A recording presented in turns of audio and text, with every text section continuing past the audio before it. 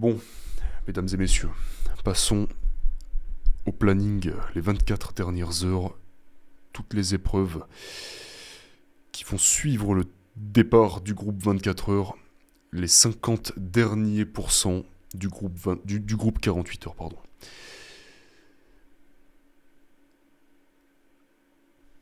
Première peur. C'est une peur que j'affectionne particulièrement parce que, une fois qu'elle est domptée, celle-là, elle permet vraiment de réaliser des choses exceptionnelles. Vraiment d'aller taper dans des niveaux que très très peu de personnes connaissent.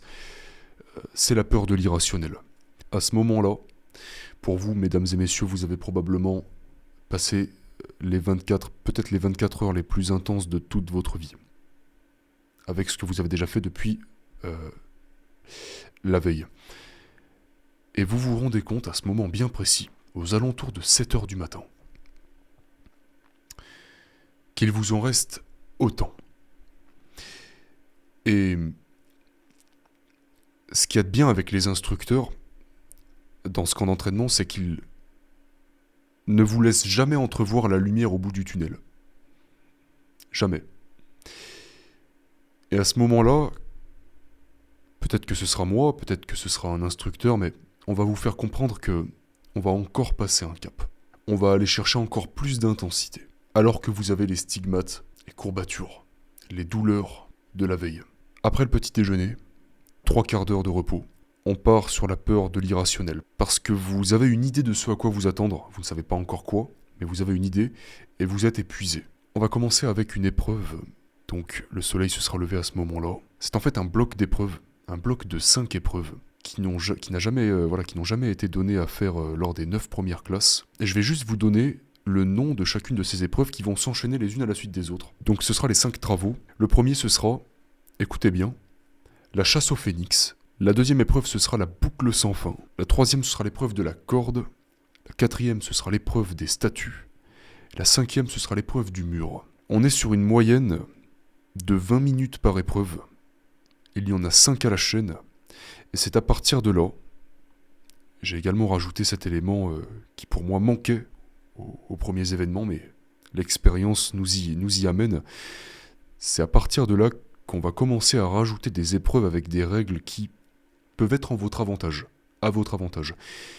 C'est-à-dire que en fonction de votre attitude, en fonction de votre investissement et du coup, selon l'épreuve, si c'est un jeu par exemple, un jeu avec une règle, avec quelque chose à trouver, et que vous êtes le premier à trouver cette chose, vous allez obtenir des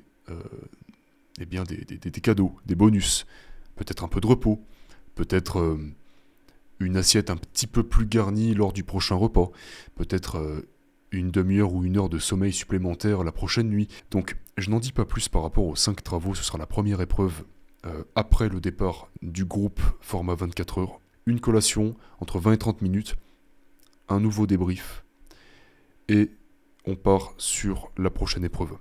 La prochaine épreuve, c'est celle du maniement de rondins. Donc là, on est sur un travail par équipe.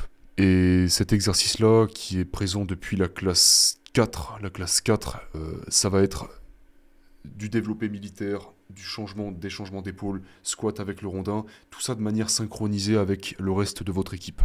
Donc une équipe par rondin, et le but c'est vraiment de d'effectuer ce travail de synergie et de réaliser ensemble quelque chose que vous ne pouvez pas réaliser seul, le rondin de 80 kg typiquement, avec une dernière épreuve finale où toutes les équipes devront tenir le rondin au-dessus de leur tête, bras tendus, jusqu'à ce qu'il n'y ait plus qu'une seule équipe qui tienne le coup. Tout ça donc, comme ce que je disais juste avant, avec ce jeu de chaque équipe qui gagne aussi des points.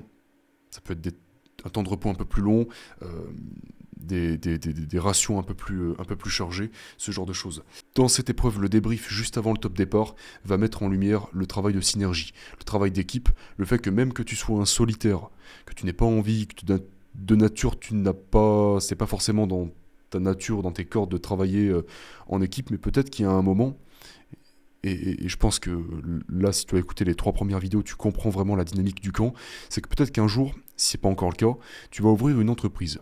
Tu vas développer cette entreprise, peut-être qu'au début tu vas réussir à tout gérer seul, puis à un moment donné tu vas te rendre compte que tout seul tu vas plus y arriver. Que ce soit trop de travail, une trop grosse charge de travail ou des tâches que tu n'as pas envie d'acquérir, d'apprendre. Et donc tu vas faire appel à des personnes supplémentaires, une personne, deux personnes, 5 personnes, peut-être que tu vas faire appel à des prestataires, ou bien même que tu vas employer certaines personnes, et ces personnes, il faudra pouvoir travailler avec elles. Il va falloir pouvoir accepter d'enlever du lest, de retirer un peu de charge, et de partager les responsabilités. Et c'est très bien, ça peut très très bien fonctionner, mais si c'est mal fait, ça peut aussi très bien partir en couille. L'épreuve du rondin symbolise parfaitement cette métaphore-là. C'est une belle métaphore du travail d'équipe. C'est-à-dire que si dans l'équipe de 3, par exemple, il y a une personne qui décide de ne pas porter le rondin ou de juste pousser ou qui est plus petite, par exemple. Le rondin, ça arrive que des fois les personnes soient trop petites. Et donc s'il y a 2 grands avec une petite personne au milieu, les rondins sont sur les épaules des 2 grands et la personne au milieu, à ce moment-là, elle porte pas le rondin, mais son travail là, c'est de pousser du coup. C'est de quand même pousser le rondin. Et si cette personne décide de ne pas pousser le rondin, parce qu'elle se rend compte que si elle le fait pas, ça tient tout seul. Par contre, c'est ses 2 camarades en fait qui portent le poids pour elle. Ça va tout de suite créer des tensions. Ça va créer des déséquilibres. Si cette personne est au bout du rondin, le rondin peut tout simplement partir d'un côté ou de l'autre. Les 2 personnes d'à côté, de derrière ou de devant, ne peuvent peut-être pas rattraper ton erreur. Enfin, c'est une belle épreuve pour comprendre le travail d'équipe et que chacun a sa part de responsabilité en fait. C'est vraiment le but de cette épreuve. Tout en continuant ce travail physique, les rondins sont lourds, les rondins sont denses et les exercices sont également intenses. Voilà. Les consignes sont clairement données et le but c'est de réagir le plus rapidement possible et de faire ça dans un rythme implacable. Et si ce n'est pas le cas, des petites surprises vous attendront. La prochaine épreuve. La deuxième épreuve, si je ne dis pas de bêtises, qui n'est pas une épreuve physique, qui est également l'une des épreuves les plus emblématiques du camp d'entraînement, qui est arrivée à partir de la classe 1 féminine, qui est l'épreuve du discours à la cloche. Je m'explique. Dans le terrain, comme tu le sais déjà, il y a tout un tas de cloches, une dizaine de petites cloches et une grande cloche principale, qui est une cloche en cuivre de 20 ou 25 kilos, érigée sur un trépied de 3 mètres de haut. Et c'est cette grande cloche que tu vas sonner si tu décides à n'importe quel moment d'abandonner. Donc lors du discours à la cloche, tous les candidats ou les candidates vont se positionner en cercle autour de la grande cloche. Et à tour de rôle, sélectionné au hasard par les instructeurs, un candidat va se rapprocher de la cloche devant tout le monde. Un chronomètre va être lancé de 3 minutes. Et lors de ces 3 minutes, une question sera posée à chaque candidat et l'exercice est d'y répondre. Et cette question, c'est pourquoi tu es ici et quelle est ta promesse pour le camp jusqu'à demain matin. Lors de cette épreuve du discours à la cloche, nous faisons face à la peur, évidemment, du jugement. Le fait d'être observé par les gens. Le fait d'avoir peur de pas réussir à s'exprimer correctement. Et cette épreuve est là pour... Elle affecte tout le monde. Elle ne laisse personne indifférent, mais il y a vraiment une catégorie de personnes qui redoutent cette épreuve. Et tu t'en doutes, c'est les introvertis, les personnes timides, les personnes qui naturellement ne vont pas prendre la parole. Et en fait, à ce moment-là, si tu n'arrives pas à parler pendant au moins 3 minutes sur la raison pour laquelle tu es venu au camp, et la promesse que tu te fais à toi-même, et en public, pour le camp jusqu'à demain matin donc, par rapport à ton attitude, par rapport à ce que tu aimerais réaliser, par rapport à un potentiel que tu es prêt ou prête à déployer lors des heures qui restent, si tu n'arrives pas à parler au moins pendant 3 minutes et que tu cales avant, ou que tu es obligé de chercher tes mots, ou vraiment qu'on sent que tu ne sais plus quoi dire au bout d'un moment parce que la pression t'écrase, parce que les regards te mettent trop de pression, à ce moment-là, tu auras juste à tendre la main et à sonner la cloche 3 fois, ce sera un abandon. Pour certains, ça peut paraître de rien. Pour d'autres, et peut-être que tu en fais partie, ça peut paraître comme la pire épreuve possible que je t'ai énoncée depuis le top départ le samedi matin, la veille. J'en suis bien conscient et c'est pour ça que j'ai mis en place cette épreuve. C'est pour m'adresser à toutes ces personnes qui ont du mal à s'imposer, à prendre la parole. dans un environnement de confiance absolue où personne n'a le droit de juger qui que ce soit. Tu le comprends au fur et à mesure des vidéos, mais il y a vraiment une éthique, une philosophie où peut-être que tu vas être le moins fort, mais tu vas certainement pas être jugé par qui que ce soit. Et si je surprends quelqu'un, un candidat, une candidate, ou qu'un instructeur, une instructrice surprend quelqu'un, mais ça ne s'est jamais produit, je te rassure, se moquer de quelqu'un de par son infériorité, de par ce qu'il n'arrivait pas à faire quelque chose, si ça c'est surpris, c'est observé par moi-même ou un instructeur, sache que ces personnes qui se retrouvent par hasard dans ce camp vont commencer à vivre un autre camp. Ils vont bizarrement recevoir beaucoup plus de poids à porter, de choses à gérer, de consignes supplémentaires, de consignes qui leur sont propres. Enfin, et c'est sévèrement puni, en fait, tu l'auras compris. Le jugement n'est pas autorisé. Par contre, ta peur, à toi, du regard des autres, elle va être exposée. Elle, on va aller la creuser, la déterrer, l'exposer sur la place publique, littéralement, et ce sera à toi et seulement à toi de la battre. Il y aura également quelques tentatives, 2 tentatives maximum de plus que la première, si jamais tu, comme je le disais juste avant, tu as besoin de... Tu n'arrives pas, en fait, tu es écrasé par la pression. Si c'est le cas, tu seras généralement invité à aller faire un plongeon dans la piscine froide, revenir en étant tout habillé. Tu auras peut-être 30-60 secondes pour faire ça très rapidement. Revenir, recommencer à zéro, on relance le chrono, ça te rafraîchit un peu les idées, et on recommence. 2e tentative. Si c'est toujours pas bon, 3e tentative, et tu valides. Et si c'est toujours pas le cas, c'est malheureusement pour toi un abandon. Et on aura mis le doigt sur peut-être l'une de tes plus grandes peurs, l'une des peurs qui te freinent le plus dans ta vie sans que tu t'en rendes compte, ou peut-être que tu t'en rends très bien compte, mais que tu n'as encore jamais rien fait pour la battre, pour la dompter, cette peur. Et pour moi, ça passe par là. Une fois que tu auras réalisé cette épreuve, que tu auras passé cet exercice qui crée beaucoup de liens entre les candidats, ça s'est passé à la classe 1 féminine, classe 7 et classe 8. Donc on l'a testé 3 fois et ça a toujours été un très grand moment, cette épreuve. Généralement à partir de ce moment-là, le discours à la cloche, les candidats se voient sous un autre jour, la cohésion est décuplée et il y a beaucoup de compassion, les gens se livrent, il y a eu beaucoup de larmes qui ont coulé, beaucoup de regards qui ont changé, de personnalité presque même que la personne après. On a vu des candidats, moi j'ai vu des candidats de mes propres yeux, les ayant tous accueillis du premier au dernier, lors de cette épreuve, littéralement changé, comme si quelque chose venait de se briser à l'intérieur d'eux, une peur qui les freinait depuis 20 ans, 30 ans, 40 ans, et cette épreuve est vraiment là pour ça. Passons à la suite. On est donc là, je ne sais pas quelle heure il est, mais il doit être quelque chose comme 11h30, midi. Après ça, il y aura le repas de midi du dimanche matin, donc dimanche midi, 3 quarts d'heure pour le repas. Un débrief avant d'y retourner et on peut partir sur la prochaine épreuve.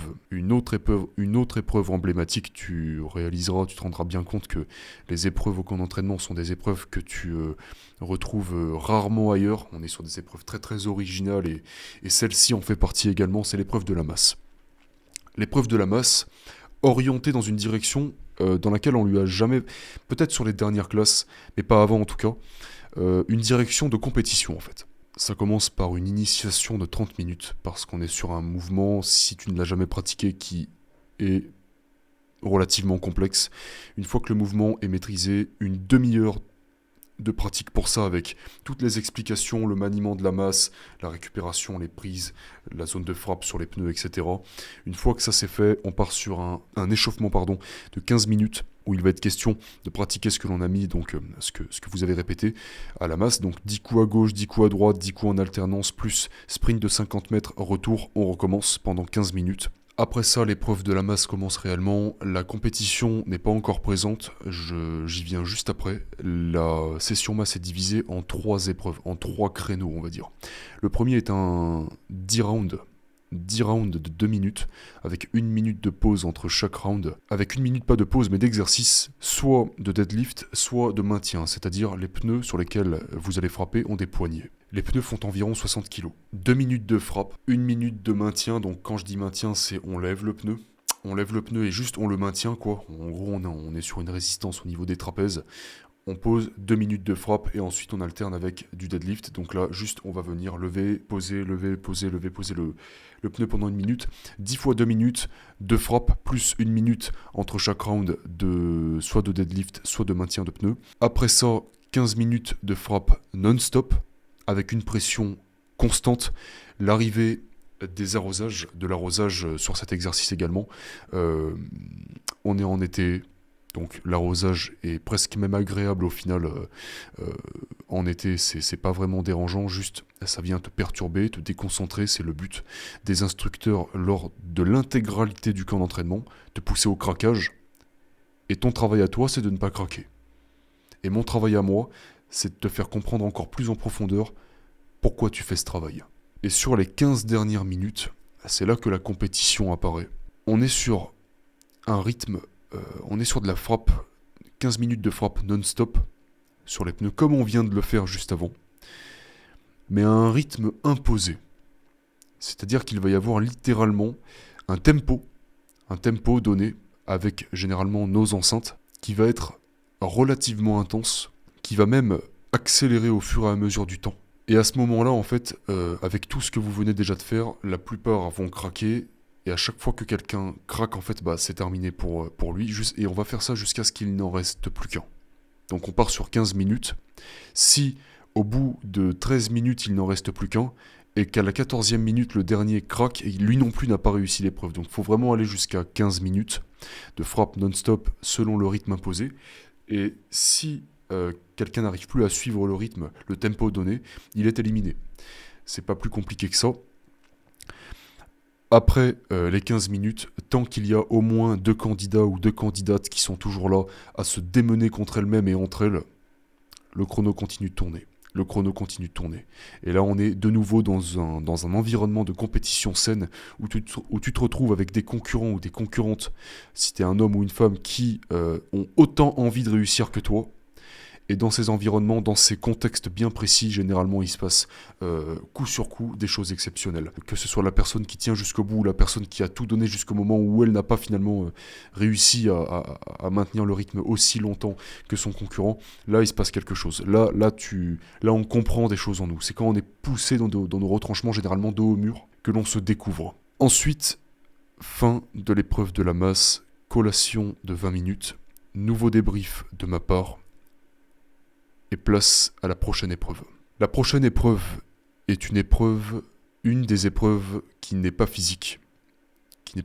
Et c'est l'une des choses intangibles, mais qui est remplie de valeurs avec lesquelles vous repartirez du camp. Ce sera l'épreuve du pacte. L'épreuve du pacte, une épreuve qui est nouvelle également, qui n'a jamais été proposée aux candidats lors des 9 premières classes. On est sur la peur. Alors, la peur, la qualité, des fois la frontière est fine entre les deux, mais de l'engagement. Peut-être que tu n'as jamais réussi à t'engager auprès de toi-même ou auprès de ton entourage, du monde extérieur. C'est quelque chose qui va t'être utile bien au-delà du camp. Comme tu l'auras compris, au camp d'entraînement, il est question de se retrouver dans un environnement dans lequel tu ne t'es jamais retrouvé. Avec des personnes qui sont purement et uniquement motivé par l'idée de devenir meilleur, dans une société malade qui ne prône que le confort et la médiocrité. Ici, on casse les codes en fait. Ici, tu ne comprends pas ce qui t'arrive. Et je veux que vous repartiez avec quelque chose de précieux, avec quelque chose qui va vous rester. Quelque chose d'impalpable, mais de réel. C'est un geste. On est sur l'ancrage kinesthésique dont Tony Robbins parle dans son livre « Pouvoir illimité », que j'ai choisi d'intégrer. Et que j'ai hâte de pouvoir vous offrir à travers cette expérience, à travers le camp. Je pense que ça a largement sa place et ça fera partie de l'édition 2025. C'est le fait de choisir un geste qui n'est pas choisi à l'avance, que l'on choisira tous ensemble au moment du camp d'entraînement, entre candidats, que l'on va ensuite ancrer en nous, en se faisant tous à nous-mêmes une promesse une promesse personnelle. Et la question de l'énoncer publiquement ou de le garder pour soi est toujours en suspens. On verra au moment du camp. Mais une promesse qui nous est propre, et je participerai également à cet exercice, par rapport à nous-mêmes, par rapport à ce que l'on veut pour notre vie, par rapport à une promesse que l'on se fait à soi-même. Et ancrer cette promesse, cet engagement que l'on tient envers nous-mêmes à travers un geste que l'on va définir ensemble et que l'on va pouvoir réutiliser, que vous allez pouvoir réutiliser au sein du camp, en plus du cri de guerre que je n'ai pas mentionné mais qui va être que l'on va vous demander de trouver en fait dès la première nuit de sommeil. Ce sera votre première épreuve en réalité. Déterminer le cri de guerre, vous aurez la première nuit pour ça, vous mettrez d'accord dans le dortoir, et puis au réveil, nous énoncer à moi et aux instructeurs quel sera votre cri de guerre. Cri de guerre qui vous sortira de bien des situations désastreuses, des situations complètement gouvernées par le désespoir. Le fait de raviver l'énergie comme ça à travers une seule phrase, un seul mot, c'est très puissant. Dans le même type, l'exercice du pacte, l'épreuve du pacte, va être d'ancrer quelque chose de kinesthésique en vous. Ce n'est pas visuel, ce n'est pas auditif. On est sur du kinesthésique comme Tony Robbins en parle, et c'est quelque chose que j'ai mis en place depuis bien des années, un geste qui m'est propre, qui à chaque fois que je le fais, en fait, je suis dans une posture de croissance. Et donc quand je me retrouve dans une mauvaise posture, je fais ce geste et ça me ramène à tous ces moments où je m'engage en fait envers moi-même à ne jamais craquer, à ne jamais lâcher l'affaire, baisser les bras. À la suite de ça, directement sans pause, on va passer sur une suite de 4 épreuves. Et je vais vous en donner que 2 sur 4. 4 supplices, plus ou moins un quart d'heure chacun. Le premier, ce sera le supplice des vagues. Tiens, peut-être que ça dit quelque chose à certains. Le deuxième, ce sera le supplice de l'aveugle. Et les 2 derniers supplices sont et resteront inconnus jusqu'au moment du camp d'entraînement. Ce sera un créneau qui va durer plus ou moins 1 heure, peut-être un peu plus, dans lequel on va jouer avec vos sens. À ce moment-là, on arrive au repas du soir, donc il sera à peu près minuit. Un dernier débrief après le repas, et la toute dernière nuit de sommeil, qui est, comme à notre habitude dans ce camp d'entraînement, non pas un sommeil bien reposant et bien récupérateur, mais un sommeil initiatique cette fois-ci. Un sommeil initiatique, comme je l'appelle, durant lequel, en fait, pendant le créneau, un certain créneau, ça va pas être des pièges et des choses du genre comme lors de la première nuit que vous découvrirez lors de votre passage dans le camp tout simplement, mais ça va être un créneau de 3 heures, de minuit à 3 heures du matin. D'accord ? Durant lequel il sera interdit de dormir. On sera tous dans le dortoir à ce moment-là. Interdiction de dormir. L'épreuve sera de lutter contre le manque de sommeil, justement. 3 heures durant lesquelles je lancerai 3 chapitres du livre audio traduit en français officieusement par moi-même, tâche que je m'étais donné à faire en 2022, si je dis pas de bêtises, qui a été ensuite censurée pour droit d'auteur et compagnie. Enfin, la communauté sait très bien de quoi je parle. 11 chapitres, Can't Hurt Me, plus rien ne pourra me blesser en français.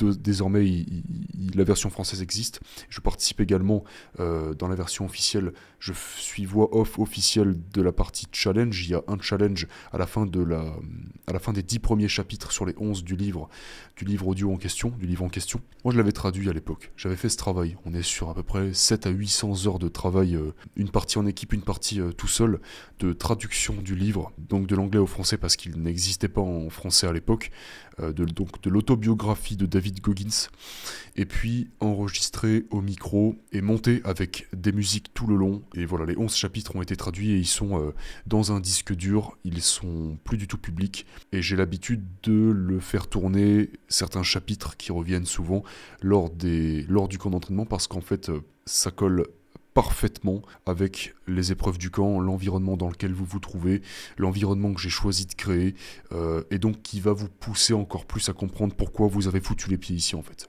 Et pendant ces 3 heures-là, le but est de ne pas dormir tout simplement, on sera tous assis en tailleur probablement, avec l'enceinte au milieu, 3 chapitres qui vont s'enchaîner, ils durent à peu près 1 heure chacun en moyenne. Le but c'est de ne pas s'endormir, si tu t'endors, tu es réveillé, tu es puni. C'est pas compliqué. Si quelqu'un pique la tête, ou peut-être qu'on sera même debout, on sera probablement debout, à voir, peut-être assis.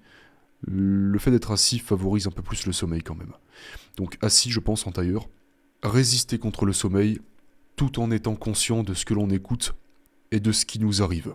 Jusqu'à 3 heures du matin, où là, il sera enfin autorisé de s'endormir pour de bon, jusqu'au réveil un petit peu plus tard pour la toute dernière épreuve de ce camp d'entraînement, du groupe, du format 48 heures. La toute dernière épreuve et l'avant-dernière activité. Je vais y venir juste après. Le réveil sera infernal.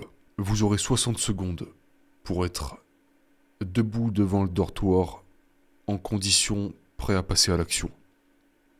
Chaque seconde de retard sera sanctionnée, chrono en main, et va démarrer à 4 heures du matin, une session de 90 minutes. Tout ce qu'il y a de plus chaotique, ce sera, comme vous l'aurez compris, le bouquet final, et lors de cette épreuve, nous ferons face à la dernière peur du camp d'entraînement, la peur du chaos.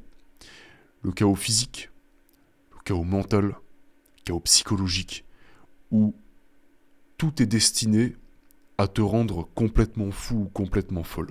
90 minutes, j'ai bien dit, il faut savoir, je le rappelle quand même parce que tu fais partie des privilégiés, les 9 premières classes, comme je l'ai mentionné quelques fois lors des 4 vidéos, n'avaient absolument pas accès à la moindre information du planning. Et il pouvait y avoir ce genre d'épreuve.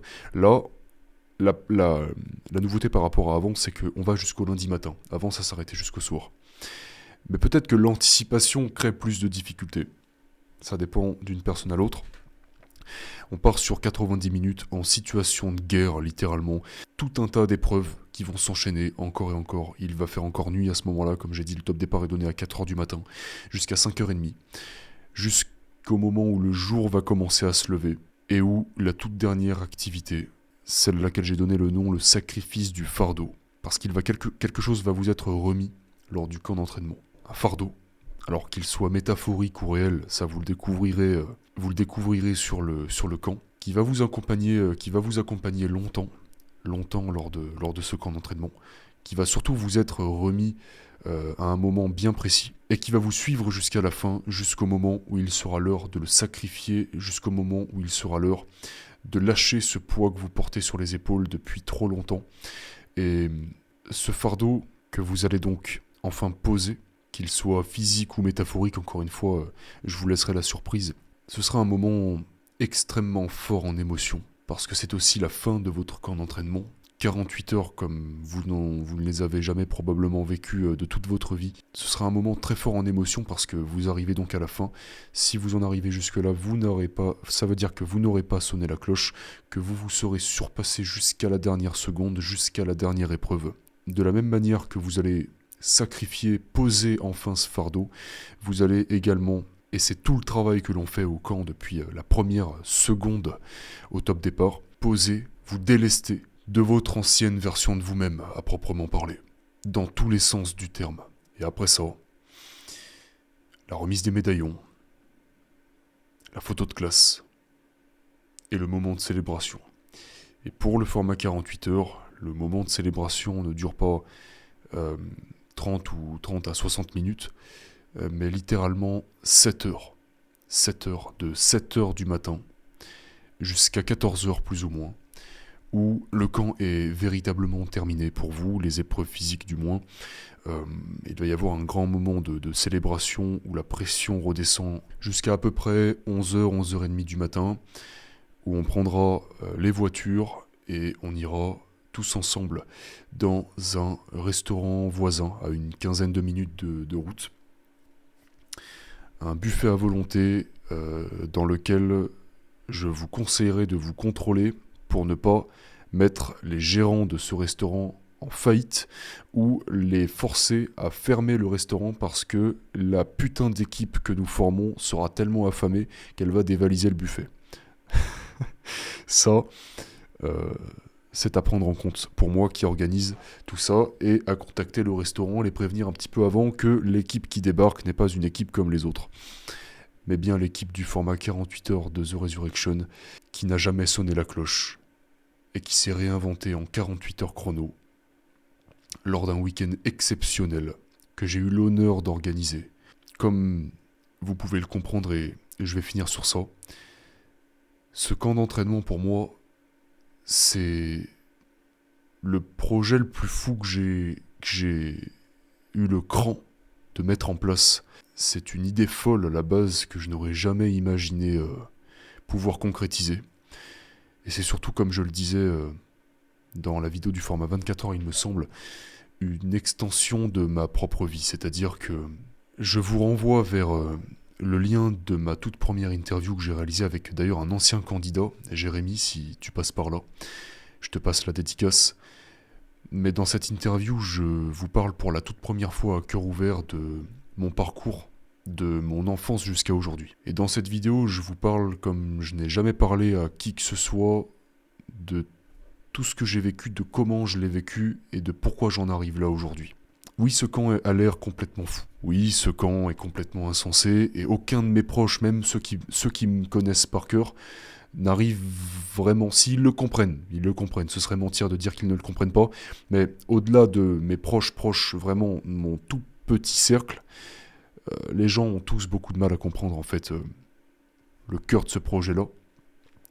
Ce que je comprends qu'on ne me comprenne pas, je comprends qu'on ne comprenne pas ce projet, mais ce qui compte c'est que moi je le comprenne et que les candidats et candidates qui me rejoignent dans ce camp d'entraînement le comprennent aussi. À partir de là, c'est là que la magie opère. C'est là que j'ai vu de mes propres yeux les transformations les plus exceptionnelles de toute ma vie. Des regards qui changent, des perceptions du monde qui changent, des déclics, des croyances limitantes explosées en 1000 morceaux en l'espace de 48 heures, alors que cette personne, peut-être qu'elle traîne cette peur, ce frein, ces insécurités depuis des décennies. Et il a suffi de 48 heures tellement intenses, alors certes, c'est véritablement infernal, mais tellement intense qu'il a suffi de ça pour exploser cette barrière limitante, cette barrière auto-imposée. Et c'est ma plus grande fierté, de pouvoir offrir une expérience au monde, en France en tout cas, pour le moment, qui permet à monsieur et madame tout le monde, je m'adresse vraiment à tout le monde, encore plus avec les formats plus courts, 6-12 heures, de redéfinir leurs limites, de vaincre leurs croyances limitantes, de reprendre les commandes de leur vie, à travers un programme, dans l'idée précise de confronter ces peurs, de les traverser, de les comprendre et de les dompter. De pouvoir derrière réutiliser ces outils dans la vie de tous les jours. C'est mon objectif. Vous rendre encore plus autonome que vous ne l'êtes déjà. Vous faire comprendre des choses, vous donner des outils à travers tous ces exercices d'introspection, d'action massive comme personne ne l'a jamais fait.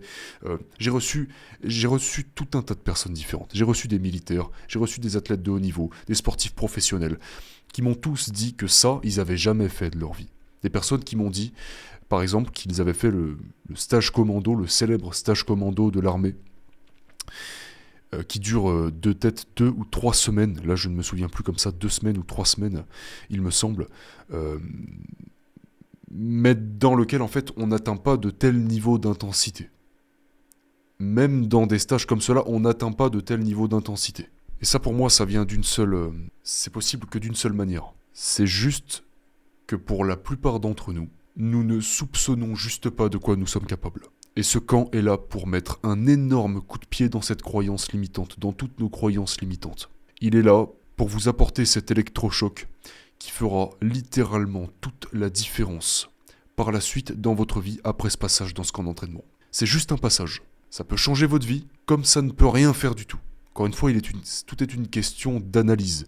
Tu peux venir à ce camp, le traverser, le réussir, et je l'ai constaté encore et encore, les candidats que j'ai reçus, des candidats qui se réinscrivent, mais parce qu'ils n'ont pas réussi à maintenir la discipline de leur premier passage. Du coup, ils reviennent. C'est bien. Je ne critique pas, mais il y a un travail qui a oublié d'être fait. Pour moi, c'est juste qu'il y a un travail qui a oublié d'être fait. Donc après, si tu reviens parce que tu as envie d'aller chercher encore plus tes limites tout en ayant analysé ton premier passage, c'est très bien. Mais beaucoup reviennent parce qu'ils ont juste laissé s'évaporer, laissé s'amoindrir et disparaître l'enseignement de leur premier passage. Moi, c'est pas ce que je te souhaite. Viens une fois si tu veux, si tu penses que ce camp t'appelle et que tes réponses se trouvent à l'intérieur, viens, tu vas trouver tes réponses, je te le garantis. Et casse-toi. Ne reviens plus jamais. Moi, je vais entendre parler de toi dans 5 ans, 10 ans, 20 ans, 50 ans. Comme de quelqu'un qui a complètement pris les commandes de sa vie, a choisi de se tenir responsable pour tout ce qui lui est arrivé, de prendre les responsabilités de tout ce qui lui arrive dans sa vie, et de se réaliser, de devenir l'homme ou la femme qu'il a toujours voulu devenir selon ses propres termes. C'est ça que je te souhaite, c'est ça que je me souhaite. Et je fais tout mon possible chaque jour pour me rapprocher de cette vision idéale, pour la concrétiser à travers ce travail d'analyse, ce travail tout court, ces actions concrètes. À travers le sport, l'entrepreneuriat, la remise en question. Le format 6 heures, c'est une initiation. Le format 12 heures, c'est une bonne claque. Le format 24 heures, c'est une révélation. Le format 48 heures, une résurrection.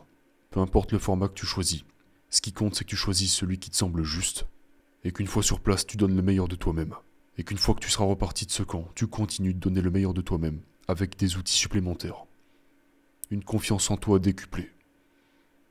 Des peurs domptées. Comprises, traversées, domptées. Une vision précise de ce que tu veux accomplir dans ta vie, de qui tu veux devenir, et de le faire par la suite. Toutes les valeurs que je partage dans ce projet sont des valeurs qui, à mes propres yeux, et probablement aux tiens aussi, sont tout simplement indispensables pour te rendre le plus complet possible, le plus préparé possible, au sport d'endurance le plus brutal qui existe, celui que l'on appelle la vie.